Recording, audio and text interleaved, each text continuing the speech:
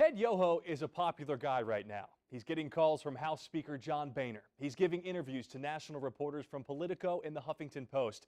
He's appeared on Mike Huckabee's syndicated radio show and also has appeared on Fox News.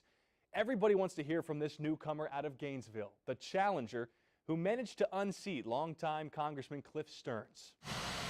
You see a lot of smiles when you bring up the name Yoho inside Newberry's backyard barbecue. I never met a veterinarian I didn't like, and he was a conservative Republican. Hardworking, very straight, honest fellow, and I voted for him. That's a good working dog there. We met up with Dr. Ted Yoho on a ranch several miles from his home in Gainesville. A real sturdy foot on him. He's comfortable here.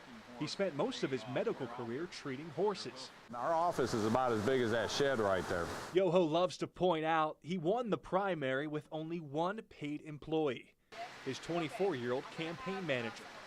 When we interviewed him, he was being profiled by a newspaper reporter from Washington. He's getting an awful lot of attention nowadays, and he's made sure to cast himself as the ultimate outsider.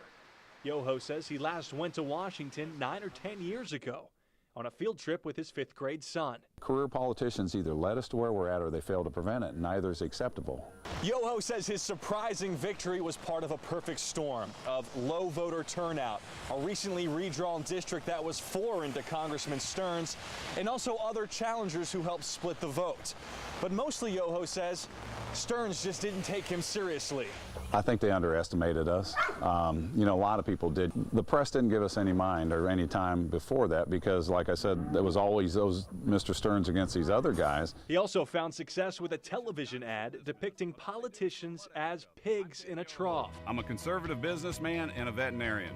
That had played a big role. I mean, we were poking, people want to know if I was poking fun at Mr. Stearns. No, I was poking fun at the process. A lot of people said, I don't know who you are, but I saw your commercial. I like the attitude, we're voting for you. And so, yeah, it definitely played a role. When it comes to ideology, Yoho lines up with most other Tea Party candidates.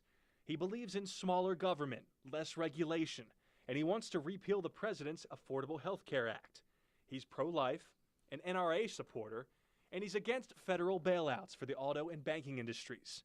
He says he champions small business, and if he's elected to Congress, he doesn't want to sponsor many bills. When our campaign manager came to us in the very beginning, first day, she goes, "What 3 pieces of legislation do you want to sponsor?" And I said, "Do we really need more legislation? Do you think there's not enough bills? How about we just take a break and look what's on the books?" And we start sifting through it and say, why is this bill still on the books? Let's get rid of that. Yoho will be on the general election ballot in November with 2 other candidates, Democrat J.R. Gayo and Philip Dodds, who is running without party affiliation. Now, this district leans Republican, so Yoho is favored to win in November.